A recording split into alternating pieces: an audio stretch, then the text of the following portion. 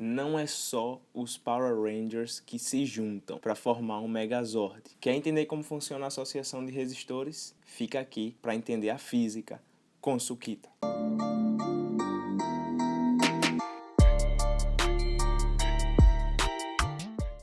Então bora lá.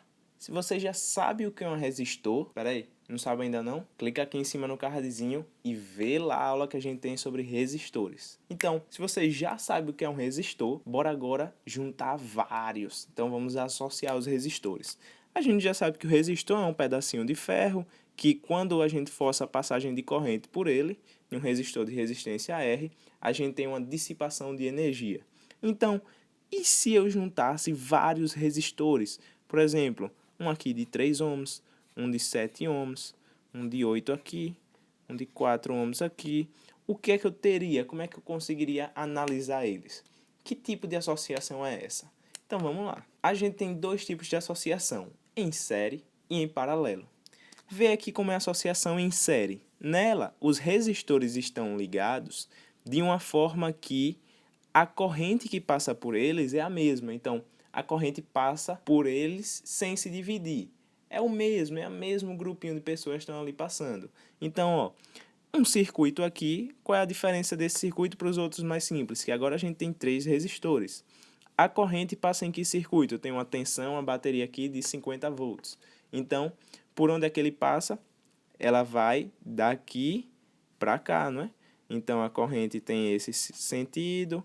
Essa corrente que passa aqui, ó, essa mesma corrente vem aqui, vem aqui. Então, se é a mesma corrente que está passando por esses resistores, então eles estão em série.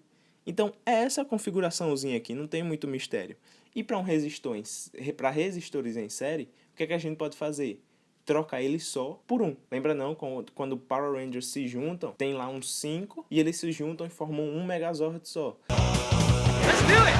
Going up! Zach here. This is kicking. This is Billy. All systems go. Trini here, ready to rock! Hey, nice stereo! Megazord power on!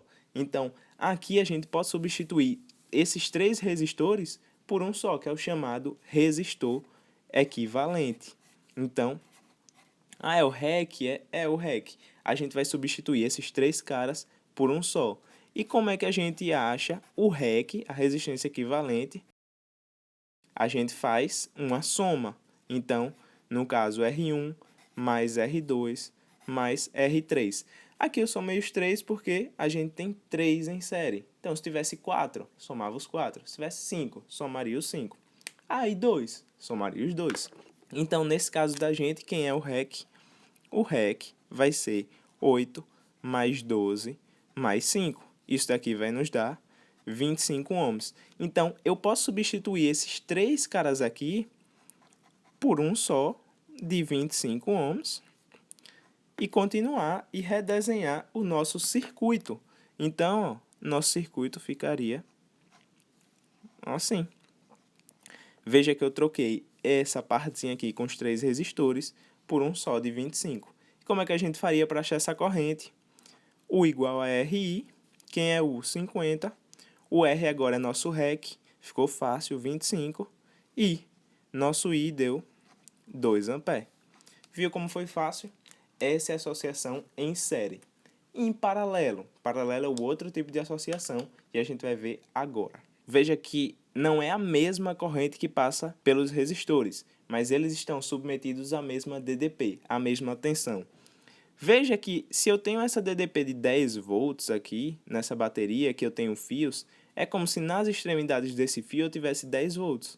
Então, esse resistor aqui de 8 sente os 10 volts, esse sente os 10 volts e esse sente os 10 volts. Então, aqui eles vão ter mesma tensão. A corrente que vai passar por eles, vai se dividir. Então, bora lá. Como é que eu calculo o REC? Eu quero trocar esse cara todo aqui por um só resistor equivalente e continuar o meu circuito para ficar assim, desse jeito fácil. Então, o que é que a gente faz? Aqui continua os 10 volts e aqui vamos ter o nosso REC. Como é que se calcula o REC em paralelo? Então, REC no caso em paralelo, vai ser igual a... Eita, agora ficou um pouco mais complicado. Cuidado, não se assusta não. Ó, 1 sobre o REC é igual a 1 sobre R1 mais 1 sobre R2 mais 1 sobre R3. Porque aqui a gente tem os 3 em paralelo. Então, ficaria 1 sobre o REC igual a 1 sobre 8 mais 1 sobre 8 mais 1 sobre 4. Quando a gente resolvesse isso tudo, com muito cuidado, nosso REC vai dar 2. 2 o quê? 2 ohms.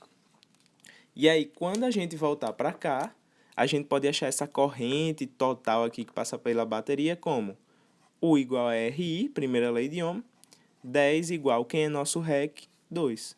2I, I igual a 5 ampere. Então, essa corrente que passa por aqui são os 5 ampere que a gente achou.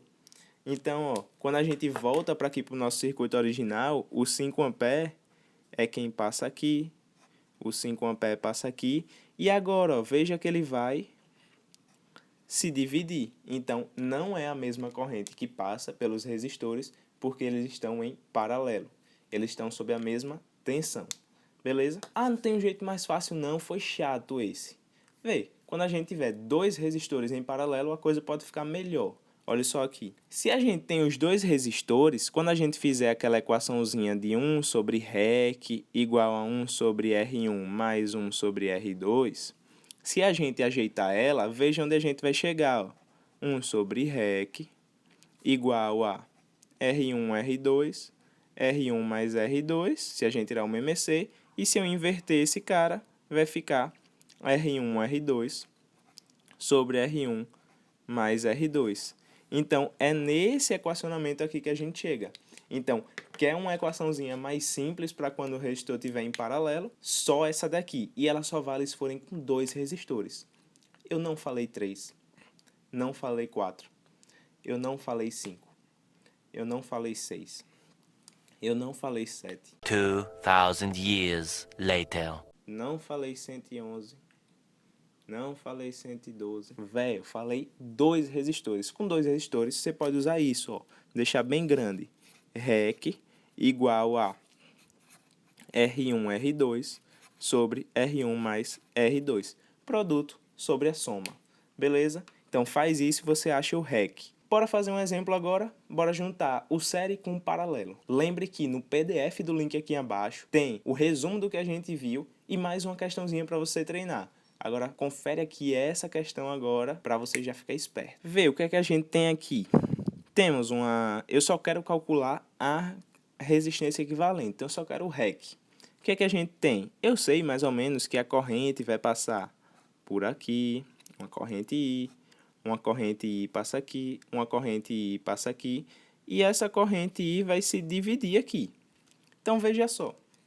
Se essa corrente I, essa mesma corrente I, foi a que passou por esse resistor e por esse, eu sei que 10 e 3 estão em série. E esse 10 e 3 em série está em série com esse cara aqui todo, que o 6 e o 3 estão em paralelo. Então, meio que a gente vai ter, primeiro, o 10 e o 3 aqui, e a gente vai conseguir substituir esse cara por ele em paralelo, pelo REC em paralelo. Então, a gente pode substituir esse 6 em paralelo com 3 por qual resistor equivalente? Então, esse primeiro REC em paralelo vai ser produto sobre a soma. Então, 6 vezes 3, 6 mais 3. Isso daqui dá quem? 18 sobre 9. O REC aqui em paralelo deu 2 ohms. Então, esse cara daqui vai ser 2 ohms. Pronto, a gente já simplificou mais o circuito. Então, lembra, essa corrente que passa aqui não é aí? Agora aqui passa aí. E por esse resistor, que era o equivalente, também passa aí. Então, todos eles estão em série, percebe? Então, agora nosso novo REC vai ser quem? Se eu quiser simplificar o circuito para ficar com um só REC, a gente tem o REC em série.